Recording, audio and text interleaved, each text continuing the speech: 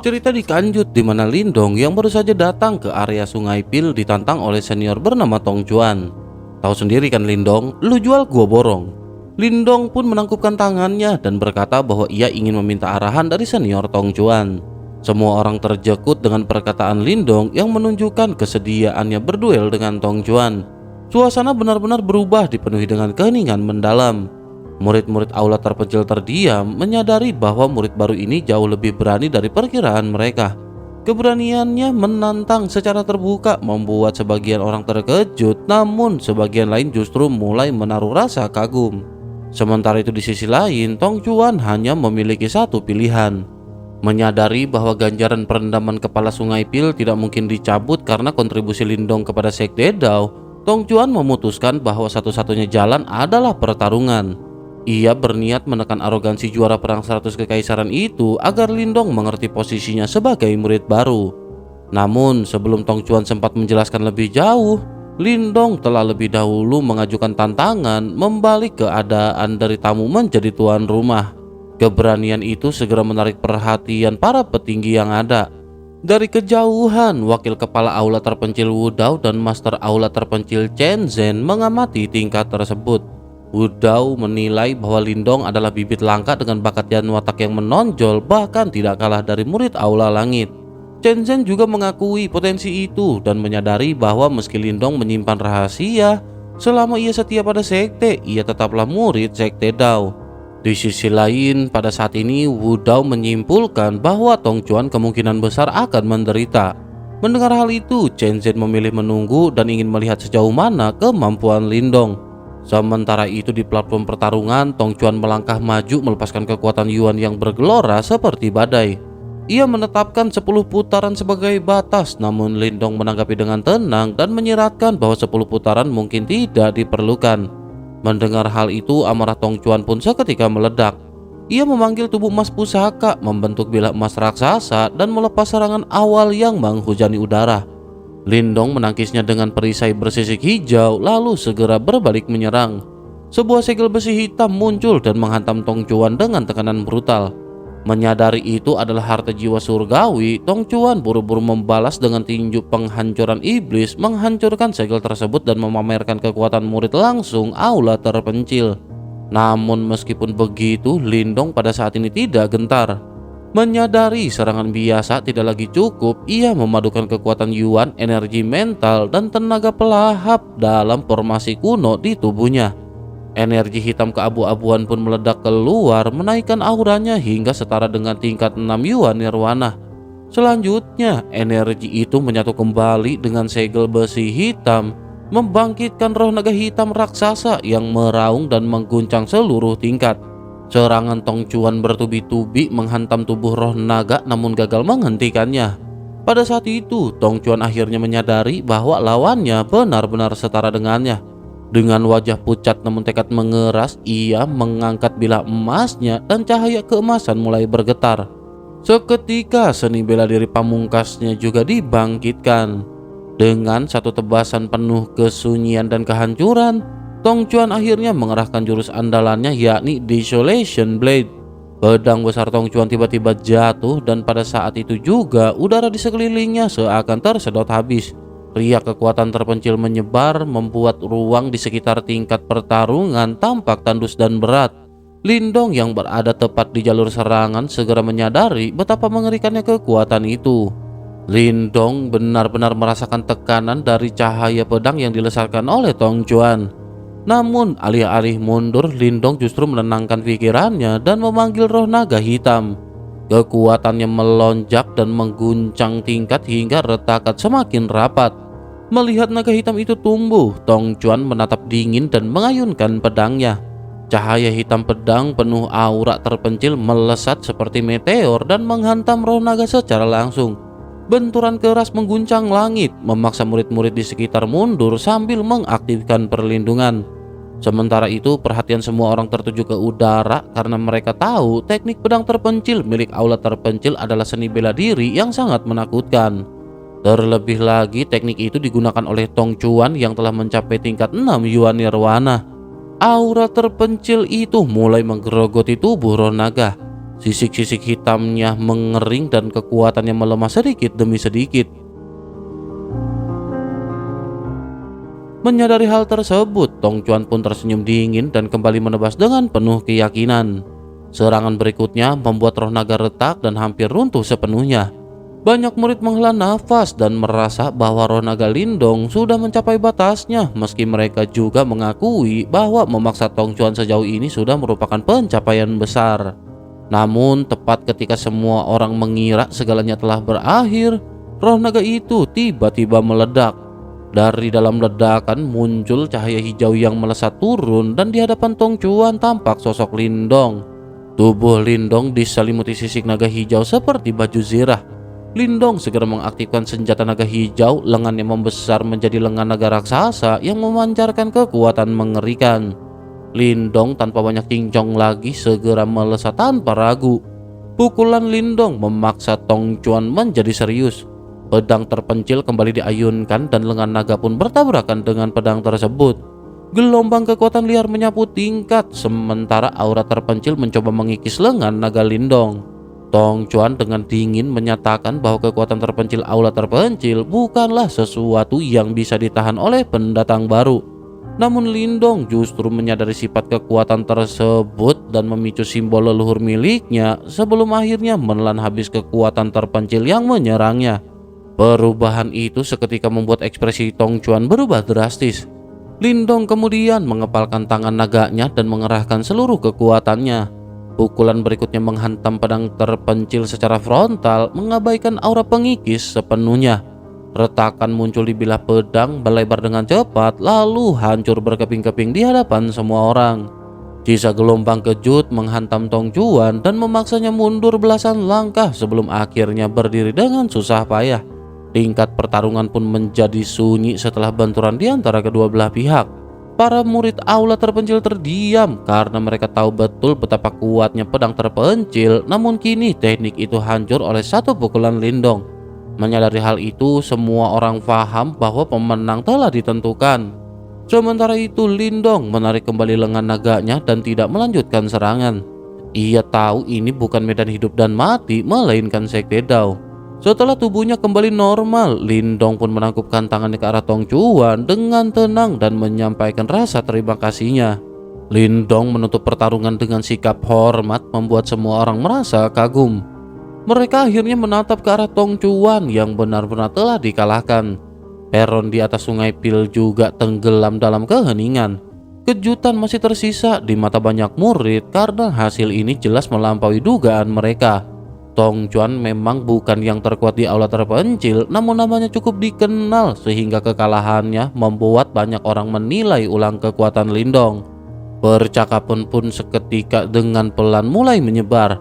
Beberapa murid mengakui bahwa gelar juara 100 kekaisaran memang bukan sekedar nama. Sementara itu yang lain menyadari bahwa Lindong yang baru saja bergabung benar-benar memiliki kekuatan. Namanya tampaknya sudah bisa menyaingi murid inti seperti sosok bernama Pang Pang.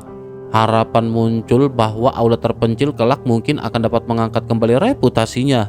Sementara itu di sisi lain, Tong Chuan sendiri menghela nafas panjang. Ia mengakui bahwa meski tingkat kultivasi Lindong masih berada di tingkat Yuan Nirwana tingkat keempat, kekuatan gabungan energi mental dan tubuh fisiknya membuatnya setara dengan ahli langkah ke-6. Pukulan sebelumnya juga menyadarkan Tong Chuan bahwa tubuh emas pusaka miliknya belum cukup untuk menahan niat membunuh Lindong jika pertarungan berlanjut. Dengan sikap lapang, Tong Chuan mengakui kekalahan dan menyatakan kekagumannya sekaligus menyerahkan giliran perendaman kepala Sungai Pil kepada Lindong. Lindong sedikit tersenyum dan mengangguk dan membalas dengan hormat. Dalam hatinya, ia menilai Tong Chuan sebagai lawan yang bermartabat. Dibanding dengan intrik di medan perang kuno, suasana aula terpencil terasa jauh lebih tenang meski tetap dipenuhi dengan persaingan. Bersamaan dengan hal tersebut, ketenangan pun segera berubah ketika tawa terdengar dari langit. Dua sosok tua muncul di peron membuat seluruh murid segera memberi hormat. Mereka adalah Wu Dao dan kepala aula terpencil yakni Chen Zhen. Wu Dao dengan santai menyuruh Lindong untuk bersiap memulai perendaman kepala Sungai Pil lalu memperkenalkan Chen Zhen.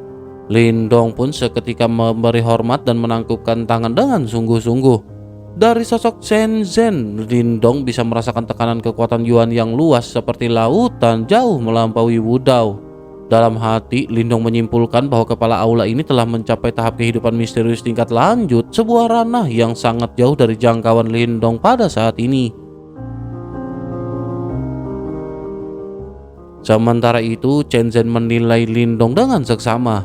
Ia melihat kegigihan tersembunyi di balik sikap tenang pemuda itu, kegigihan yang hanya dimiliki mereka yang telah ditempa oleh medan perang kejam. Kenangan masa lalunya sendiri juga terpantul karena ia juga pernah menempuh jalan sulit dari sebuah kekaisaran tingkat menengah. Dengan senyum tulus, Chen Zhen menyatakan bahwa Lindong akan menjadi murid langsung aula terpencil dan memintanya menganggap tempat ini sebagai rumah. Ia bahkan mengulurkan tangan dan mengusap kelopak Lindong dengan lembut. Tindakan sederhana itu membuat Lindong seketika terdiam. Tanpa banyak kata, Lindong hanya menunduk perlahan, namun di dalam hatinya tumbuh rasa keterikatan yang jarang ia rasakan. Perasaan ini mirip dengan perasaan terhadap keluarga kecilnya di kota Qingyang.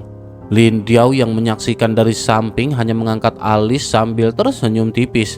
Ia tahu momen ini bukanlah awal yang buruk. Selanjutnya, Chen Zhen menjelaskan bahwa dalam perendaman kepala Sungai Pil, hasil yang diperoleh bergantung sepenuhnya pada kemampuan masing-masing. Setelah itu, Chen Zhen dan Wudao bergerak bersamaan melesat menuju Sungai Pil yang bergelora. Mendengar seruan Wudao, Lindong pun seketika menguatkan tekadnya.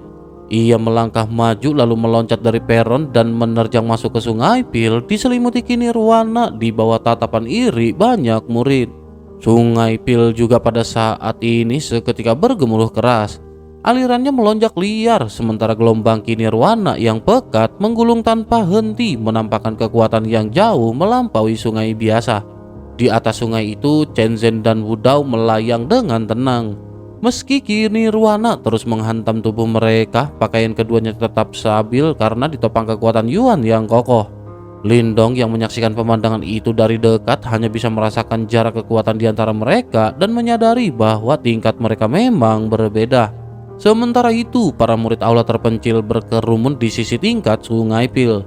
Tatapan mereka penuh iri sebab perendaman kepala Sungai Pil adalah kesempatan langka yang hanya muncul setahun sekali. Ki emas nirwana yang terbentuk di kedalaman sungai memiliki manfaat besar bagi praktisi tingkat nirwana, namun jumlahnya sangat terbatas. Karena itulah banyak bisikan muncul memperkirakan berapa lama Lindong mampu bertahan, mengingat Ki emas nirwana dikenal ganas dan bisa membahayakan nyawa jika tidak mampu dikendalikan. Mendengar gumaman dari banyak sosok, Moling dan yang lainnya pada saat ini merasa cemas. Mereka lanjut meminta penjelasan kepada Lin Diao. Lin Diao pun segera menjelaskan dengan tenang bahwa Sungai Pil terbentuk dari ki nirwana paling murni. Di kedalamannya, ki tersebut tertekan dan menyatu selama waktu yang lama hingga berubah menjadi ki emas nirwana yang juga dikenal sebagai ki roh Yuan. Menyadari hal tersebut, Moling dan yang lain terkejut karena mengetahui bahwa energi ini berkaitan dengan proses pembentukan roh Yuan pada tingkat nirwana. Ini adalah sebuah tahapan penting yang bahkan memungkinkan seseorang bertahan meskipun tubuh fisiknya hancur. Namun Lin Diao juga mengingatkan bahwa manfaat besar selalu disertai resiko. Ki emas nirwana ini sulit dikendalikan, terutama bagi praktisi yang belum cukup kuat. Jika kehilangan kendali, tubuh bagian dalam akan kacau dan hanya menyisakan luka. Selain itu, ki tersebut tersembunyi di kedalaman Sungai Pil, tempat tekanan sekitarnya saja sudah cukup untuk menghancurkan praktisi tingkat 4 Yuan Nirwana. Karena itu, bertahan di sana sambil menyerap ki nirwana bukanlah sesuatu perkara mudah. Meskipun demikian, Lin Diao tetap menaruh keyakinan bahwa Lindong memiliki fondasi yang cukup untuk menghadapi bahaya tersebut. Tak lama kemudian, di sisi lain, Chen Zhen dan Wudao mulai bertindak. Wudao mengerahkan kekuatan Yuan yang dahsyat mengaduk Sungai Pil hingga mendidih. Arus sungai bergejolak hebat, lalu sebuah pusaran hitam raksasa terbentuk dan menembus hingga dasar sungai. Dari kedalaman pusaran itu, cahaya keemasan akhirnya memancar menandakan kemunculan ki emas nirwana. Melihat saat yang tepat, Chen Zhen memberi isyarat kepada Lindong agar segera masuk ke dalam pusaran dan menyerap energi tersebut. Ia juga menyerahkan sebuah giok emas sebagai penjamin keselamatan. Tanpa ragu, Lindong menerima giok itu, mengerahkan kekuatan Yuan lalu melesat masuk ke pusaran hitam.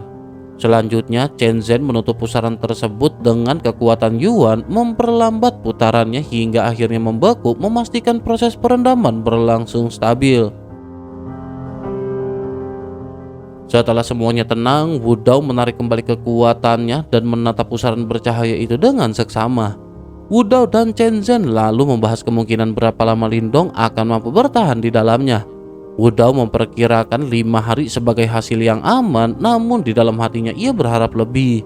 Setelah sedikit merenung, selanjutnya ia berkata bahwa mungkin saja Lindong akan bisa bertahan selama 8 hari. Mendengar hal tersebut, Chen Zhen tertawa, mengingatkan bahwa hanya sedikit generasi muda yang pernah mencapai batas tersebut. Wu Dao hanya bisa tersenyum dan pada saat ini kembali menatap ke arah pusaran. Percakapan itu pun berakhir dengan harapan yang tersirat. Chen Zhen menatap pusaran emas itu dalam diam, menyadari bahwa apapun hasilnya, semuanya kini bergantung pada kemampuan Lindong sendiri. Jika sebuah keajaiban terjadi, aula terpencil yang lama sunyi mungkin akan kembali dipenuhi gairah dan kebangkitan.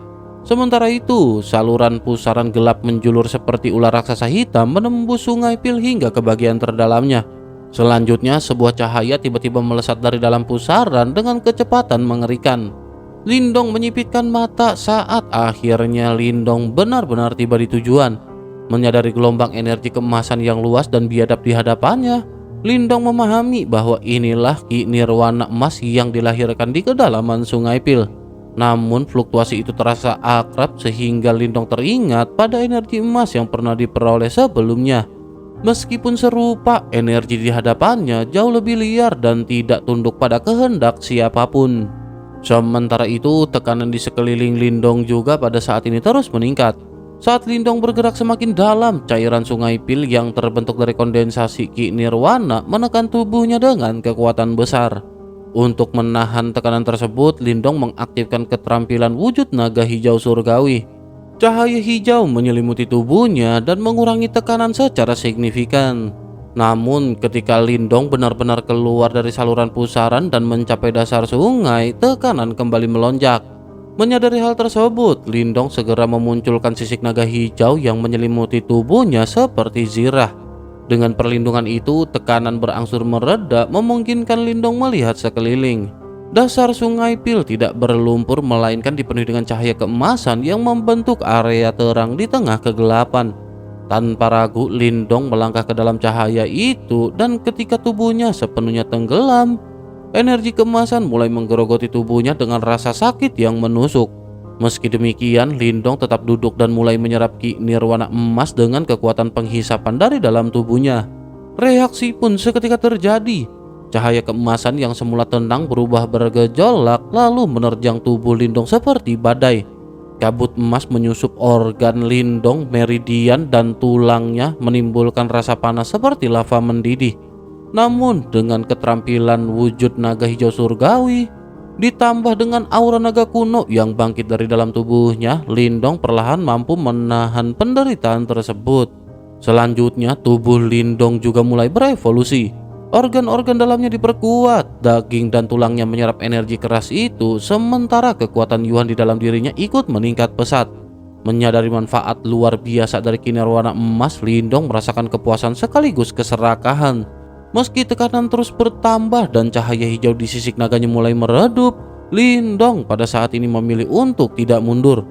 Ia ingin menguji batas tubuhnya dan dengan keputusan yang tegas, Lindong membentuk segel dan memunculkan lubang hitam di telapak tangannya, mengaktifkan kekuatan pelahap. Sesaat kemudian, gumpalan Ki Nirwana emas di sekitarnya tersedot deras ke dalam tubuh Lindong. Cahaya emas samar menyelimuti wajah Lindong, membuatnya tampak agung dan hikmat. Sementara ia terus melahap energi tersebut, aura Lindong perlahan namun pasti mulai meningkat, menandai langkah baru dalam perjalanannya. Selama 3 hari penuh, Lindong pada saat ini terus bertahan di tempat tersebut. Namun seiring dengan waktu yang berlalu, tekanan di sekitarnya semakin mengerikan, seolah seluruh beban sungai Pil terkumpul ke arah Lindong. Tekanan tersebut menekan setiap pori di tubuhnya hingga darah merembes keluar meski belum mencapai luka fatal. Menyadari hal tersebut, Lindong akhirnya benar-benar memahami harga besar yang harus dibayar untuk menyerap Ki Nirwana emas di tempat ini. Bahkan dengan teknik naga hijau surgawi yang ia kuasai, tekanan ini tetap tidak bisa diremehkan. Namun terlepas dari hal itu, perubahan terbesar justru terjadi di dalam dantian Lindong. Di pusatnya, Yuan dan emas berputar perlahan menyerap kekuatan Yuan tanpa henti. Di atasnya, gumpalan ki hijau bergejolak memancarkan aura naga yang liar, sisa kekuatan naga langit surgawi yang ditinggalkan Kingzi dan masih belum sepenuhnya bisa dikendalikan. Di bawah Yuan dan cahaya emas misterius beriak pelan, yaitu Ki Roh Yuan yang diperoleh sebelumnya dan selama ini hanya disimpan menunggu saat yang tepat. Selanjutnya, Lindong menyadari sesuatu yang tidak terduga. Setiap kali ia menyerap Ki Nirwana emas, sebagian besar energi justru menyatu dengan Ki Roh Yuan, memperkuatnya sedikit demi sedikit. Hal ini membuat Lindong waspada karena Ki Roh Yuan berasal dari Roh Yuan milik orang lain. Meski begitu, cahaya emas tersebut tetap berada dalam kendalinya dan perlahan menjadi semakin nyata, memancarkan fluktuasi kuat yang berbeda dari kekuatan Yuan biasa dan terasa jauh lebih mematikan. Merasakan hal itu, Lindong hanya bisa mengamati dengan tenang dan menyadari bahwa di dalam tubuhnya terdapat jimat batu misterius. Selain itu, ada juga simbol leluhur pelahap serta formasi alam semesta kuno yang melindungi dantiannya. Dengan perlindungan tersebut, Lindong akhirnya memutuskan untuk terus melangkah maju. Lindong yakin bahwa Ki Roh Yuan itu tidak akan berani bertindak sembarangan di dalam tubuh Lindong.